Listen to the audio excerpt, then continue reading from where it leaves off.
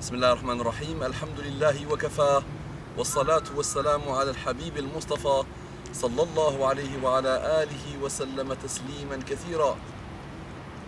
إن الله وملائكته يصلون على النبي يا أيها الذين آمنوا صلوا عليه وسلموا تسليما. رب اشرح لي صدري ويسر لي أمري واحلل عقدة من لساني يفقه قولي. إخواني أخواتي السلام عليكم ورحمة الله وبركاته. Que la paix d'Allah subhanahu wa ta'ala, sa miséricorde et ses bénédictions soient sur vous mes frères et sœurs partout dans le monde. Bonjour, bonne soirée, bonsoir, bonne vie, bonne élévation, bon désir d'excellence, bonne méditation, masha'Allah, regardez cette plage, regardez cette mer, masha'Allah, bonne dégustation, bonne excellence, bonne évolution, bonne révolution, bon amour en Allah, bonne fraternité, bonne affection islamique que j'ai pour vous. Wallahi, wallahi, wallahi, je vous porte dans mon cœur et je vous aime. Il y a des gens qui ne veulent pas voir l'amour, subhanallah, mais moi je vous aime. Aimez-vous, s'il vous plaît, aimez-vous. Voyez le bien. Essayez de vous adapter à des situations même difficiles. C'est ça le musulman. Le musulman est quelqu'un d'élevé, d'un niveau élevé. Il ne ressemble pas au commun des mortels. Le commun des mortels, tout le monde peut faire des choses mauvaises. C'est le commun même des mortels, malheureusement. Le commun des gens ignorants des valeurs islamiques. Mais le musulman est quelqu'un, subhanallah, d'extraordinairement, extraordinairement brillantissime dans ce qu'il essaie de faire et dans son désir d'excellence. Qu'Allah vous accorde et nous accorde la guidée, ses délices. Un jour, il y a une femme qui est venue me demander mon avis sur quelque chose. On me racontait son histoire. Et elle m'a dit, ça m'a marqué, subhanallah, elle était en pleurs. Vraiment, elle était en pleurs, elle n'était pas bien. Elle me dit, un jour j'étais chez le boucher, dans une boucherie, et un homme m'a donné son numéro de téléphone, un papier, et c'est son numéro de téléphone. Et moi je suis femme mariée avec plusieurs enfants, plus de 6 enfants, 6 enfants à peu près minimum, et femme on va dire la moyenne d'âge, je pense, là, 35, 38 maximum. Et elle était assise, elle pleurait, donc elle racontait que elle ne sait pas ce qui lui est passé par la tête. Et elle a appelé ce monsieur, alors qu'il est femme mariée avec des enfants musulmans. Et elle est partie chez ce monsieur, chez lui. Vous allez me dire, ok, bah ils ont forniqué, il a eu des remords et tout ça. Ça, on le voit tous les jours. Personnellement, je reçois beaucoup de lettres comme ça. Et aujourd'hui, la fornication, c'est la règle. L'exception, c'est la non-fornication. Aujourd'hui, la majorité des gens, des jeunes, forniquent, même des vieux. Beaucoup de monde fornique à droite et à gauche. Ce qui a attiré mon attention, et c'est ça l'extraordinaire dans cette histoire, c'est qu'elle m'a dit, avec ses mots à elle, ses mots à elle, donc en racontant, il a dit comme ça, il m'a fait un tagine et il m'a embrassé, blablabla. Donc il m'a fait un tagine. On a mangé le tagine, donc il m'a fait un tagine. Et après, mais on n'a pas forniqué. À la fin, on n'a pas forniqué.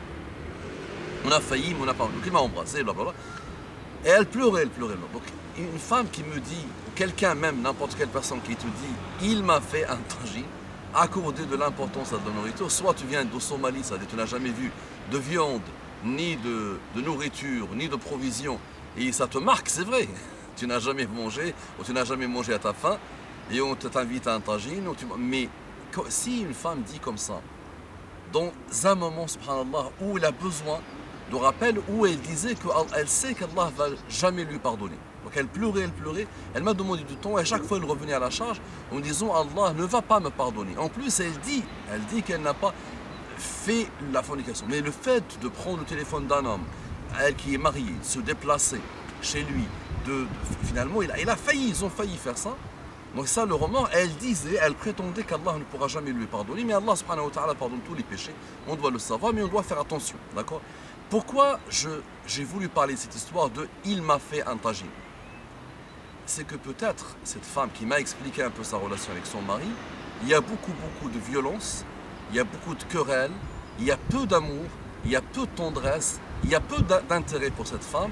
Et là, je vous parle, beaucoup de femmes malheureusement vont se reconnaître dans ce type de récit où la femme se sent délaissée, où la femme, il n'y a pas de moment de tendresse, il n'y a pas de moment de rafraîchissement du couple. Le cas là, c'est une chose extraterrestre dans une grande majorité des couples d'aujourd'hui, dit musulmans, wala hawla wala quwwata illa billah. Moi, je m'adresse aux musulmans là, et je m'adresse aux non-musulmans pour qu'ils soient formés, Inch'Allah, pour qu'ils voient qu'il y a du bonheur dans l'islam si on veut appliquer le strict minimum de ce qu'Allah subhanahu wa ta'ala nous demande. Comment aujourd'hui on peut être dans un couple dit musulman qui dit Ashhadu an la ilaha illallah wa ashhadu anna Muhammadan Rasulullah, une énorme amana qu'aucune créature d'Allah, les ciels, les montagnes et les choses les plus puissantes de la création n'ont pas voulu porter. Et l'humain a porté cette amana. Et la amana, c'est ça, c'est Ashhadu an la ilaha illallah wa ashhadu anna Muhammadan Rasulullah. C'est-à-dire, j'atteste qu'il n'y a pas de divinité autre qu'Allah et j'atteste que Muhammad est le prophète d'Allah sallallahu alayhi wa sallam. Ça porte ça, c'est lourd de sens. Quand on prétend ça, on doit avoir le minimum de volonté, le minimum de désir de changer et d'évoluer. Quand tu vois le comportement de Muhammad sallallahu alayhi wa sallam chez lui, qui était câlineux, qui était aux petits soins, qui, subhanallah, dès qu'il arrivait, il mettait son miswak, ça veut dire il brossait ses dents, alors qu'il était pur, il avait une odeur plus belle, plus parfumée de celle du paradis, mais malgré ça, dès qu'il rentrait chez lui, ça c'est ces femmes qui le racontent, Aïcha le raconte, la première chose qu'il faisait, c'est se brosser, utiliser le miswak pour que ses dents aient une bonne odeur, qu'il n'y ait pas de mauvaise odeur, alors qu'à la base lui-même il est pur, subhanallah, et là il avait une très très belle odeur. Ça veut dire quoi? Ça veut dire qu'il était câlineux, qu'il embrassait ses femmes. Est-ce que nous, on connaît ça? Est-ce que ça est entre nous? Donc si la dame dit, il m'a fait un tagine, elle a voulu attirer mon attention, c'est que peut-être, c'est qu'il s'est intéressé à elle. C'est qu'il s'est intéressé à elle. Il a fait quelque chose pour elle. Et ça pour elle, donc les femmes, nos femmes aujourd'hui sont frustrées. Frustrées de ces maris durs, méchants, violents, qui ne connaissent pas la tendresse. Il y a des maris aujourd'hui qui rentrent malheureusement que pour une chose. La seule chose, c'est l'acte sexuel rapide, très rapide malheureusement, où la femme est frustrée, où on ne fait pas attention à ses envies, à ses désirs, à ce qu'elle veut. Alors que tout ce qui est halal, à partir du moment où tu sais qu'il y a quelque chose qui fait du bien à ton épouse, à partir du moment où c'est halal, fais-le.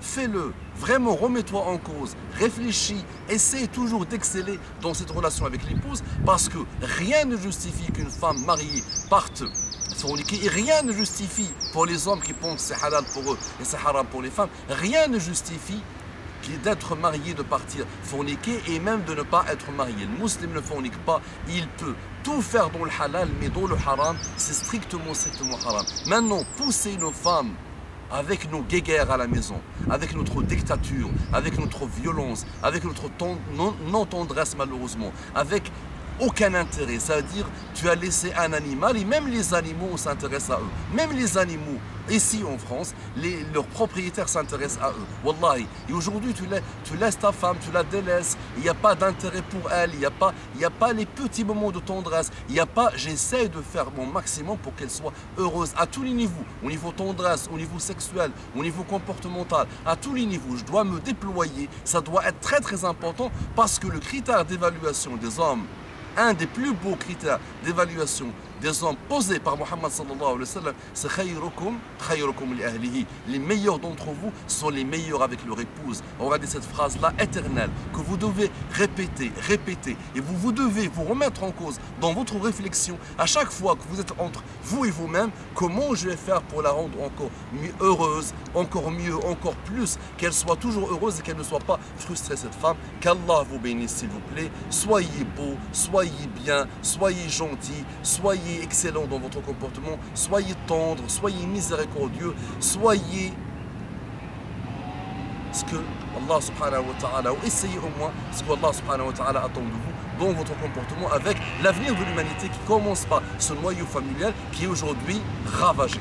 Qu'Allah vous bénisse, qu'Allah pardonne notre sort, qu'Allah nous pardonne à tous. Essayez d'élever le niveau, propagez, partagez. Wassalamu alaikum wa rahmatullahi wa barakatuh.